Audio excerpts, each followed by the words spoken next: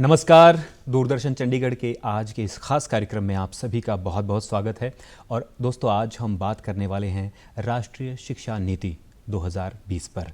जी हाँ, आप जानते हैं नई शिक्षा नीति हमारे सामने नए कलेवर में है और प्रधानमंत्री जी ने भी कहा है ये नई शिक्षा नीति नहीं बल्कि राष्ट्रीय शिक्षा नीति है, जो राष्ट्र के सर्वांगीण विकास में और राष्ट्र को विकसित भारत की तरफ ले जाने वाली शिक्षा नीति है। इसी बारे में आज हम बात करेंगे और विस्तृत चर्चा करेंगे। हमारे स्टूडियो में आज खास मेहमान मौजूद हैं हमारे बीच में। डॉक्टर स्वप्ना नंदा हैं। मैडम, आपका बहुत बहुत स्वागत है। आप एजुकेशनिस्ट हैं, एडमिनिस्ट्रेटर हैं और बहुत सारी किताबें आपने लिखी हैं। साथ ही हमारे बीच मौजूद हैं doctor Ekta Sharma, research scholar रही हैं। आपका भी बहुत बहुत स्वागत है कार्यक्रम में। दोस्तों, आप सभी जानते हैं विद्या शिक्षा वो है जो विकास करती है मनुष्य का, उसका सर्वांगीण विकास करती है। कहा भी गया है सा विद्या या विमुक्त, ये जो मनुष्य को मुक्ति दिलाए, विमुक्त करे, वो सर्वांगीण विकास करे मनुष्य का, वो शिक्षा है। और राष्ट्रीय नई शिक्षा नीति हमारे बीच में है।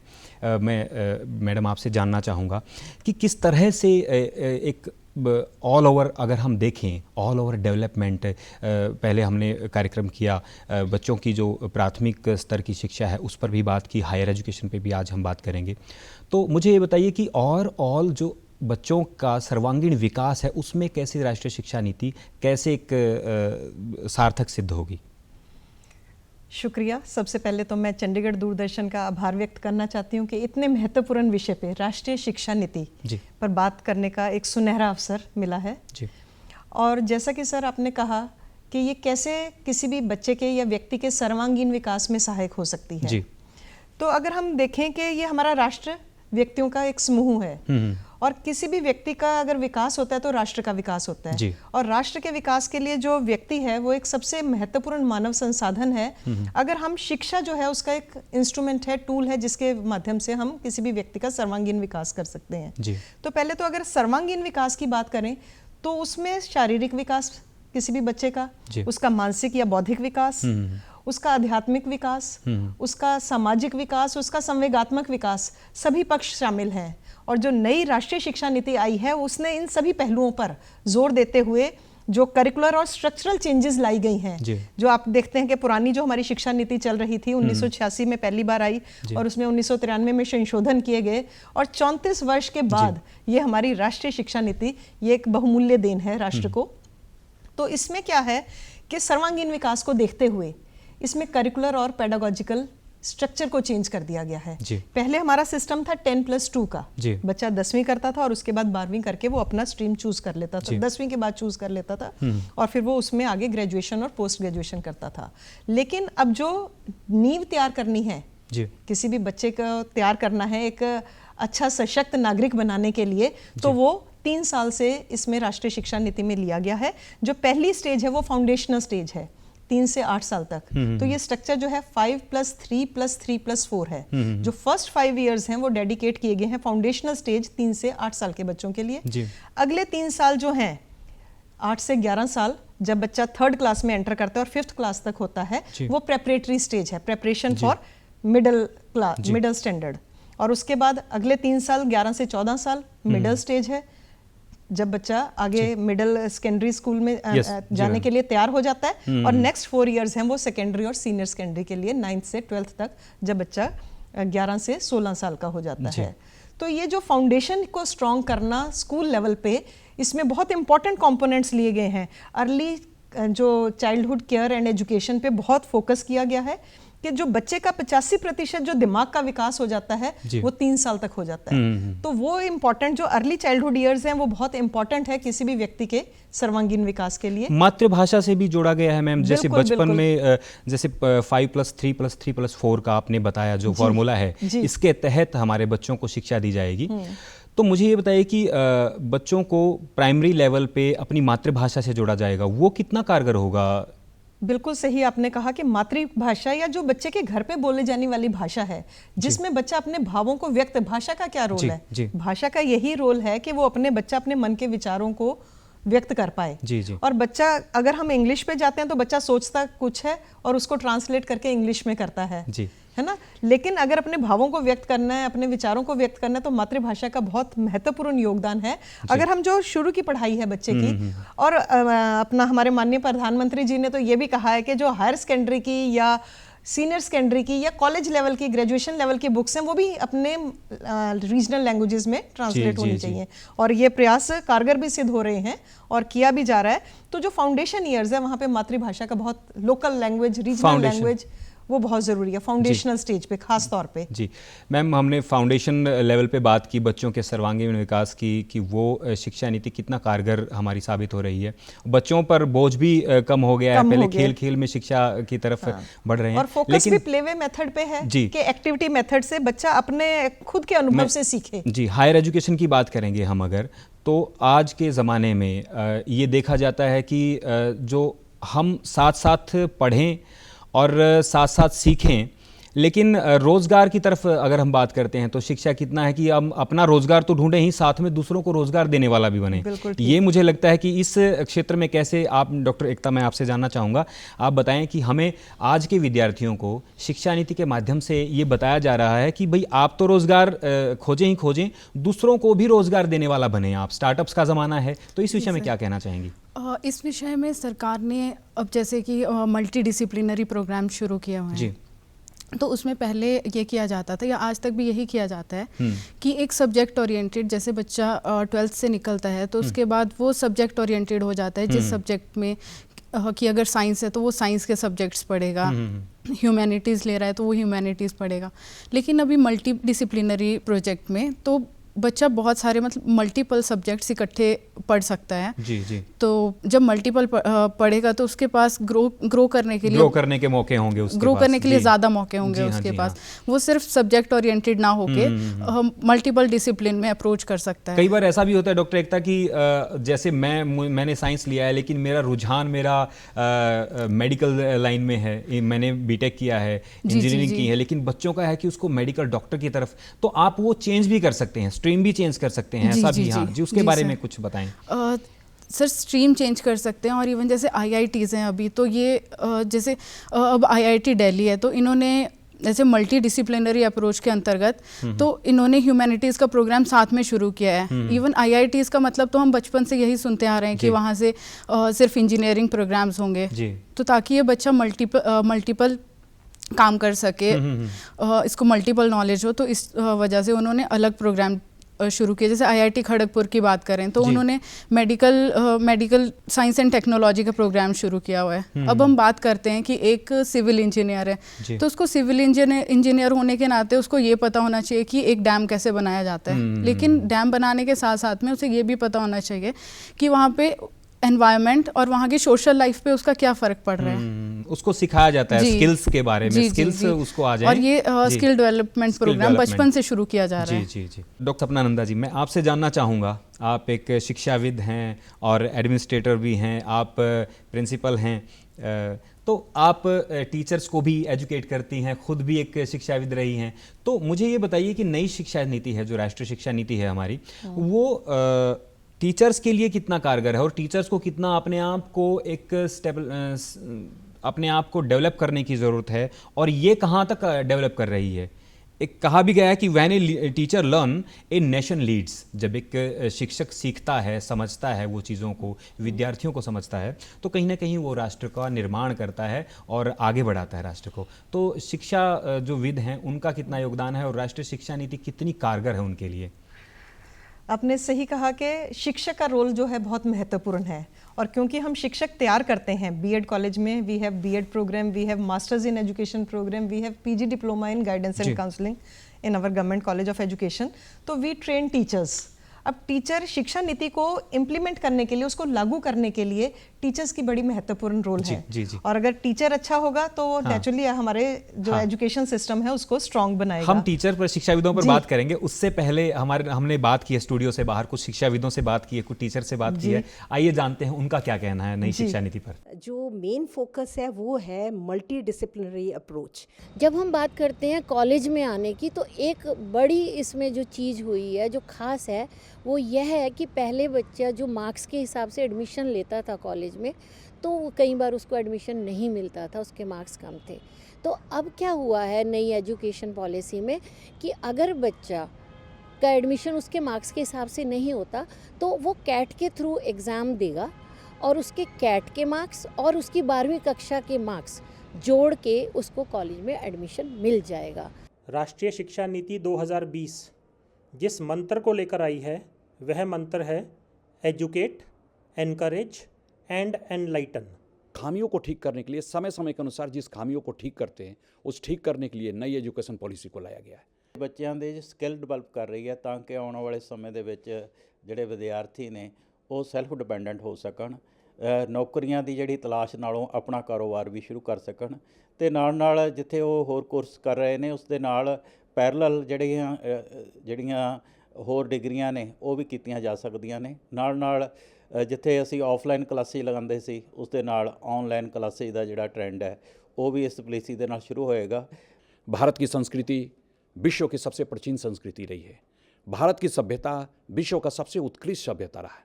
भारत का इतिहास पूरे विश्व में बल्कि पूरे भारत के जाति और सारे धर्म सभी कुछ को एकजुट एक समरसता में लाने की पूरी कोशिश करता है। नई एजुकेशन पॉलिसी में इन सारे चीज़ों को भारतीय संस्कृति के लगभग सारे एकता के आने वाली उन सारी चीज़ों को सम्मिलित करने की कोशिश किया गया। पहले एक टाइम आया था जब हम स्पेशलाइजेशन के ऊपर फोकस करते थे।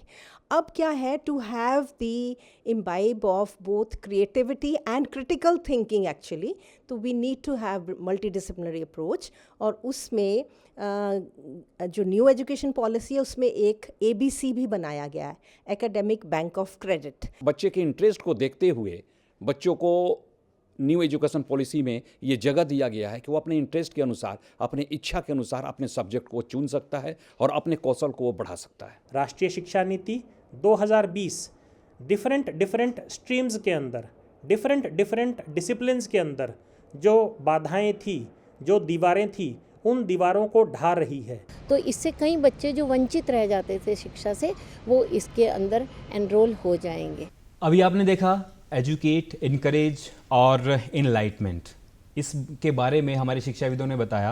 और सबसे बड़ी बात मैम देखा जाए तो एम्प्लॉयमेंट, इसके ज़रिए भी राष्ट्रीय शिक्षा नीति आई तो एम्प्लॉयमेंट का खास ध्यान रखा गया है। इसके बारे में आप बताइए क्या। अभी जैसा हम सुन रहे थे, बहुत अच्छी बात कही कि नई शिक्षा नीति जो है ये बात कर रही है मल्टी डिसिप्लिनरी अप्रोच की जी। ये बात कर रही है होलिस्टिक एंड इंटीग्रेटेड अप्रोच की जी। इसने बात की इंक्लूसिविटी की बात कर रही है, अफोर्डेबिलिटी की बात करती है, इक्विटी की बात करती है और एक्सेसिबिलिटी की बात करती है। So it should be accessible to each and every student in the country. तो जहाँ पे एम्प्लॉयमेंट की आप बात कर रहे हैं कि रोजगार पैदा करने वाली हो, केवल रोजगार पैदा ही ना करे बल्कि रोजगार स्वयं के लिए नहीं बल्कि दूसरों को देने वाली हो।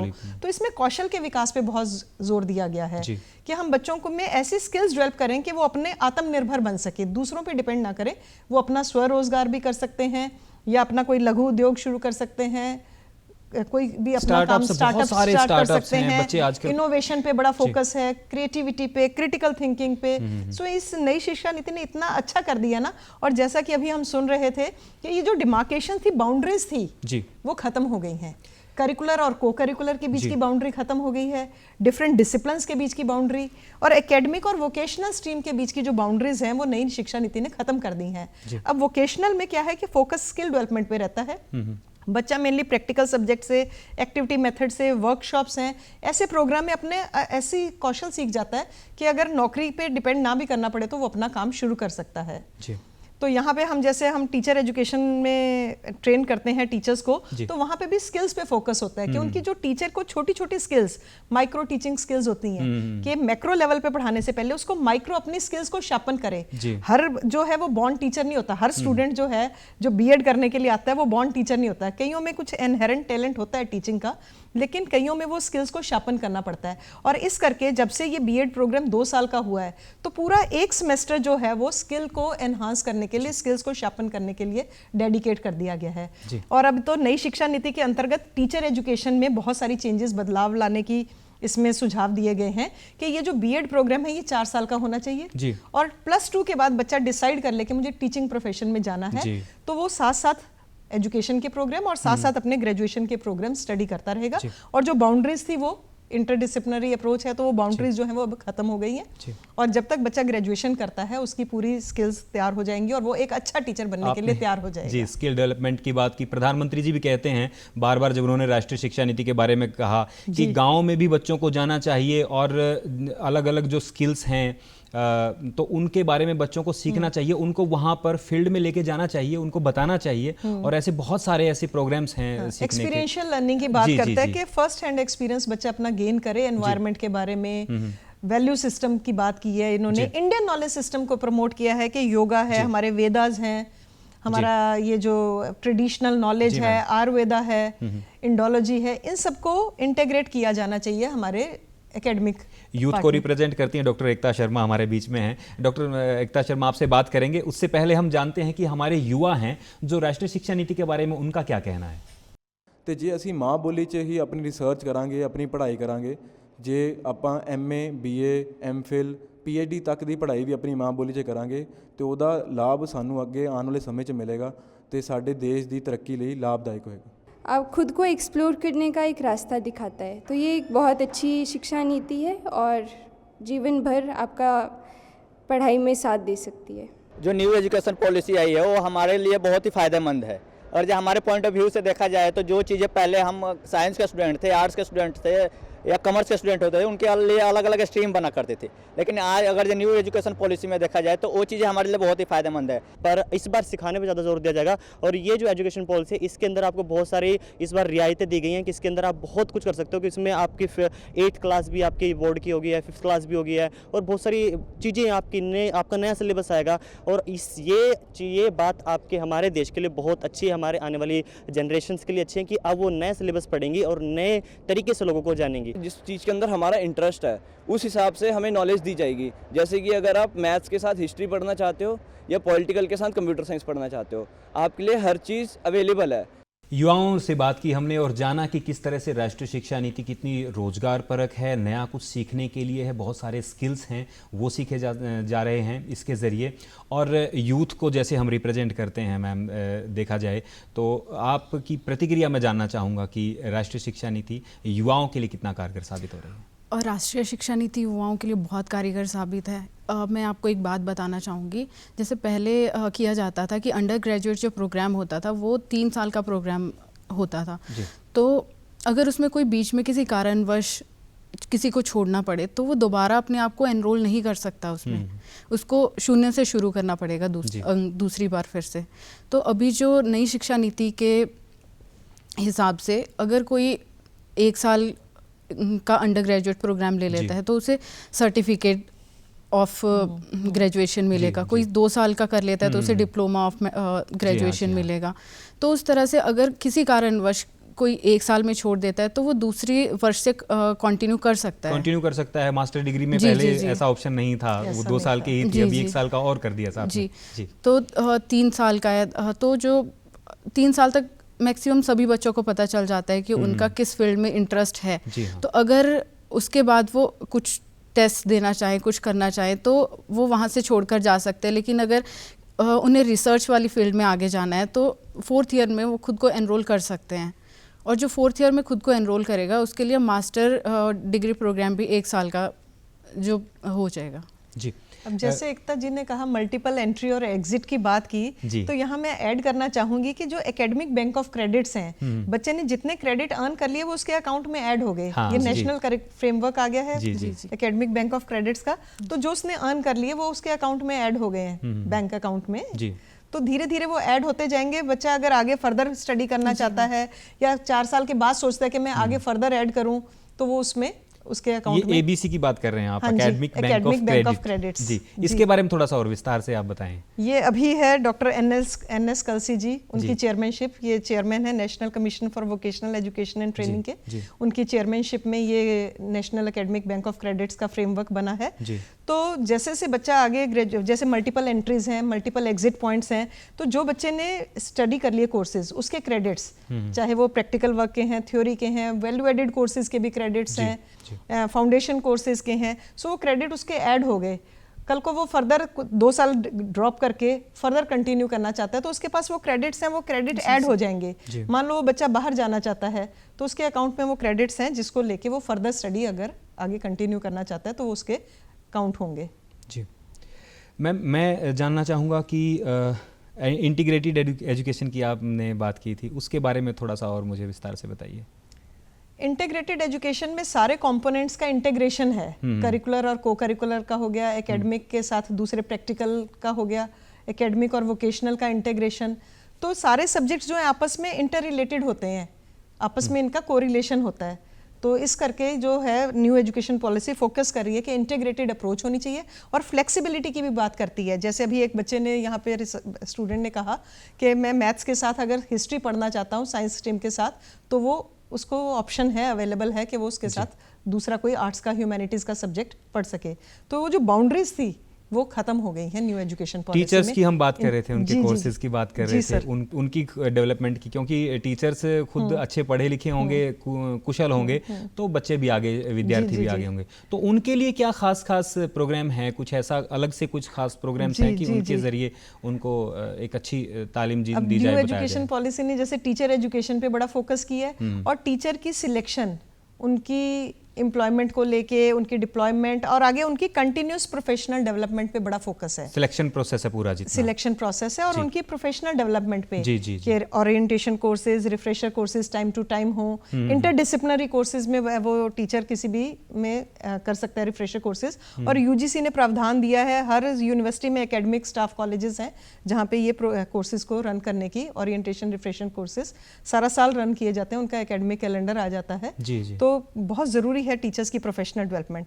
वो कहते हैं कि एक दिया दूसरे दिए को तभी जला पाएगा अगर वो खुद जलता होगा, निश्चित रूप से। तो इस तरह से टाइम टू टाइम अपनी नॉलेज को अपडेट करना, और जैसा कि मोटो भी है न्यू एजुकेशन पॉलिसी का, एजुकेट, एनकरेज एंड एनलाइटन। और साथ में मैं एक और जोड़ना चाहूँगा, एम्प्लॉयमेंट। ये बड़ी बात है। प्रधानमंत्री जी इसके बारे में बात करते हैं और कहते हैं कि आप जब ग्रामीण क्षेत्र में है या बहुत सारी ऐसी कुशलताएं हैं, कौशल हैं, जहाँ पर कोई कारीगर है, वहाँ पर कारीगर कैसे काम कर रहा है, उनको सिखाने की ज़रूरत है। इस विषय में मैं जानना चाहूँगा युवाओं का, डॉक्टर एकता शर्मा आपसे जानना चाहूँगा, युवाओं का वैसे भी सीखने में ज़्यादा है। एक पहले की शिक्षा नीति थी मैम, उसमें ये था कि पढ़ना ही पढ़ना है, सिर्फ रोट लर्निंग पे ज़्यादा था, वो एक रट्टा मारने वाली बात होती थी। लेकिन अब ये है कि शिक्षा के साथ साथ, पढ़ाई के साथ साथ सीखना, उसको समझना, और वो कैसे समझा जाए, वो प्रैक्टिकल जब हम उसको देखेंगे, गांव में, देहात में, यहाँ कोई कारीगर है, वो कैसे काम कर रहा है, क्या उसके पास कुशलता है, उसके बारे में ज़रा मार्गदर्शन कीजिए। सर, जैसे आप इस बारे में बात कर रहे हैं तो ये कौशल विकास के बारे में आप बात कर रहे हैं या फिर स्किल्स डेवलपमेंट की आप बात कर रहे हैं, तो इसमें ये बच्चों को बेसिक लेवल से ही सिखाया जाएगा। जो बच्चों का पहले से पढ़ाई का जो प्रोसीजर बन रहा है, प्राइमरी लेवल से, जी, तो उसमें स्किल डेवलपमेंट प्रोग्राम्स अलग से जोड़े गए हैं। तो बच्चों का ये विकास बचपन से ही चलता आ रहा है और आगे तक चलता जाएगा। मुझे लगता है कि मैम अगर बात करें तो जब हम ग्रेजुएशन लेवल पर आ जाते हैं तो बहुत सारे ऐसे कोर्सेज हैं जिनके बारे में आप बताना चाहेंगे, जो स्किल डेवलपमेंट सीखने के लिए, कौशल विकास होता है बच्चों का। बहुत सारे ऐसे प्रोग्राम हैं, IIT की बात हम करते हैं, और बहुत सारे ऐसे कोर्सेज हैं, उसके बारे में बताएंगे आप? जैसा कि वोकेशनल स्ट्रीम में पहले ये इम्प्रेशन रहता था कि वोकेशनल स्ट्रीम में वही बच्चे जाते हैं जिनको कम अंक प्राप्त होते हैं ग्रेजुएशन में, और मतलब सेकंड वो रहती थी, ऑप्शन रहती थी, चॉइस रहती थी। लेकिन जैसा कि कौशल विकास योजना की बात करते हैं तो इसमें बच्चों को बहुत सारे कोर्सेज हैं, इसको इंजीनियरिंग को लेके, ऑटोमोबाइल इंजीनियरिंग को लेके, या टेक्नोलॉजी से रिलेटेड, IT से रिलेटेड बहुत सारे वोकेशनल कोर्सेज हैं जिनमें बच्चे, स्किल ओरिएंटेड कोर्सेज हैं जिनमें बच्चे जा सकते हैं और अपनी लाइवलीहुड अर्न कर सकते हैं। हालांकि ऐसे बच्चों को पहले ये सोचा जाता था कि ये थोड़ा सा कम ग्रेड वाले बच्चे हैं, इनका काम करने में ज़्यादा, लेकिन मैं कहता हूँ कि पढ़ाई पूरा होने तक, आपके हाथ में जब तक डिग्री आ जाती थी तो वो कहीं ना कहीं एक्सपर्ट हो जाते थे मैम, बिल्कुल, है ना? और इसी तरह से बहुत सारे आप बता ही रही हैं, तो बहुत सारे कोर्सेज हैं, और उस टाइम तक जब तक डिग्री आपके हाथ में आ जाए तो आप कहीं ना कहीं पूरे एक्सपर्ट हो जाएं उसमें, बिल्कुल, है ना? एग्जैक्टली।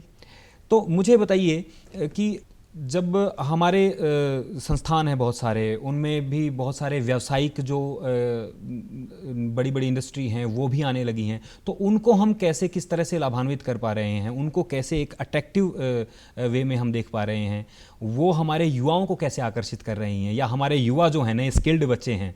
अब जैसे कि बहुत सारी इंडस्ट्रीज आप कह रहे हो कि ये लोग प्लेसमेंट के लिए डिफरेंट इंस्टीट्यूशंस में पहुंच जाते हैं, इंजीनियरिंग कॉलेजेस हैं, पॉलिटेक्निक्स हैं, तो ये कंपनीज पहुंच जाती हैं। लेकिन कई बार क्या होता है कि गैप रह जाता है एकेडमिया और इंडस्ट्री के बीच में। जो बच्चों को कॉलेज में पढ़ाया जाता है वो उनको इंडस्ट्री में काम नहीं आता। तो इंडस्ट्री की जो एक्सपेक्टेशन होती है वो पहले से ही अगर हम कोलैबोरेट कर लें, इंडस्ट्री और एकेडमिया कोलैबोरेट कर ले, तो जो बच्चों की रिक्वायरमेंट है जॉब से रिलेटेड, क्या स्किल सेट चाहिए बच्चे को, वो पहले से ही बच्चों को स्कूल के दौरान, कॉलेज के दौरान प्रोवाइड कर दिया जाए, तो वो दोनों के लिए है, एकेडमिया के लिए भी और इंडस्ट्री के लिए भी विन विन सिचुएशन है। आपने एक और प्रावधान पढ़ा होगा, प्रोफेसर ऑफ प्रैक्टिस का प्रावधान रखा गया है इसमें, कि जो एक्सपीरियंस्ड इंडस्ट्रियलिस्ट हैं या अपने वहाँ से प्रोफेशन से रिटायर हुए हैं और उनका लाइफ लॉन्ग एक्सपीरियंस इंडस्ट्री में रहा है, उनको एंगेज किया जा रहा है, उनकी एम्पैनलमेंट की जा रही है, यूजीसी कर रहा है और डिफरेंट ऑर्गेनाइजेशंस कर रही हैं, ताकि उनको एम्पैनल किया जाए, ताकि डिफरेंट यूनिवर्सिटीज़ में वो अपना जो जीवन भर का अनुभव है वो बच्चों के साथ शेयर कर सकें और उनको ट्रेन कर सके बच्चों को, ताकि वो एम्प्लॉयबल हो सकें बच्चे। डॉक्टर एकता शर्मा, मैं आपसे जानना चाहूँगा, हम ग्लोबलाइज की बात करते हैं, जब हम बहुत सारे ऐसे स्टूडेंट्स हैं बाहर के, बहुत सारे कंट्रीज से हमारे यहाँ पढ़ने आते हैं, और राष्ट्रीय शिक्षा नीति उनको कहीं ना कहीं उनको भी आकर्षित करने का काम करती है। अभी मैं पीछे हाल ही में देख रहा था, मेडिकल लाइन में हम बहुत तरक्की कर रहे हैं, बहुत सारे हमारे पास, हमारे भी बच्चे बाहर भी जाते हैं और बाहर से बच्चे यहाँ भी आते हैं, तो ग्लोबलाइज लेवल पर हम कहाँ देखते हैं राष्ट्रीय शिक्षा नीति को? सर, ग्लोबलाइज लेवल पे और एक चीज़ और इन्होंने ऐड किया राष्ट्रीय शिक्षा नीति में, कि जो वर्ल्ड की टॉप 50 यूनिवर्सिटीज़ हैं उनको अपना यहाँ पे कैंपस खोलने की परमिशन दी जाएगी। ये प्रावधान एक बार पहले भी दिया गया था, लेकिन उस टाइम पे इनसे कुछ सिक्योरिटी मनी या कुछ इस तरह का चला था, जिस वजह से ये पॉसिबल हो नहीं पाया। तो अभी फिर से इस चीज़ पे चर्चा की गई है, और वर्ल्ड के सिर्फ टॉप 50 यूनिवर्सिटीज़ को तो इंटरनेशनल लेवल पे भी विकास किया जाएगा, कि जो वर्ल्ड की टॉप 50 यूनिवर्सिटीज़ हैं उनको अपना कैंपस खोलने की परमिशन दी जाएगी। इससे बच्चे को बाहर जाकर, या फिर जो नहीं जा सकते, जिन बच्चों के लिए जो समर्थ नहीं है बाहर जाने में, या तो वो इंडिया में ही रहकर इन यूनिवर्सिटीज़ में पढ़ाई कर सकते हैं। जी, स्कॉलरशिप में भी बहुत सारी ऐसा हेल्पफुल है। जी, इसमें एक और चीज़ है, नेशनल रिसर्च फाउंडेशन है, तो वो बच्चों को जो रिसर्च कर रहे हैं उनको फंड्स प्रोवाइड करेगी क्वालिटी ऑफ रिसर्च देख के उनका। जी मैम, आपका मैं ज़रा जानना चाहूँगा इसमें ग्लोबलाइज लेवल में, कि थोड़ा सा एक लाइन में प्रतिक्रिया चाहूँगा आपकी। अब वैसे थोड़ा सा सिनेरियो चेंज हो रहा है, जो ब्रेन ड्रेन की सिचुएशन थी, हमारा हिंदुस्तान का टैलेंट जो है वो बाहर जा रहा था, अब हमारे हिंदुस्तान में ही इतने अवसर हैं, क्योंकि ज्योग्राफिकल बाउंड्रीज तो खत्म हो गई हैं विद टाइम, है ना। तो हमारा जो टैलेंट है इसको हम यहीं पे रिटेन कर सकें और इतने सारे अपॉर्चुनिटीज क्रिएट कर दें उनकी एम्प्लॉयमेंट को लेके, और जो कि संभव है इस नई राष्ट्रीय नीति से, कि ये संभव है कि ये बहुत सारी अपॉर्चुनिटीज क्रिएट हो जाएं कि बच्चे खुद भी एम्प्लॉयड हों और एम्प्लॉयमेंट के अपॉर्चुनिटीज जनरेट कर सकें। तो ये एक बड़ा कारगर कदम है राष्ट्रीय शिक्षा नीति का देश के विकास के लिए, और वो दिन दूर नहीं है कि देश जो है हमारा विश्व गुरु होगा। और जैसा कि मोदी जी का कहना है कि ये जो फर्स्ट 3 इकोनॉमीज में बहुत जल्दी हमारा देश आ जाएगा। बिल्कुल, निश्चित रूप से। डॉक्टर सपना नंदा, आप हमारे इस कार्यक्रम में आई, और डॉक्टर एकता शर्मा, आपका बहुत बहुत धन्यवाद। ये था कार्यक्रम राष्ट्रीय शिक्षा नीति 2020 पर, और राष्ट्रीय शिक्षा नीति कितनी कारगर साबित हो रही है इस बारे में आपने चर्चा सुनी, और निश्चित रूप से हम विकसित भारत की तरफ आगे बढ़ रहे हैं। हमारी राष्ट्रीय शिक्षा नीति उतनी कारगर है और वो हमें ये हमारा जो संकल्प है वो सिद्धि की तरफ लेके चलेगी। अगले कार्यक्रम में फिर आपसे मुलाकात होगी, तब तक के लिए नमस्कार।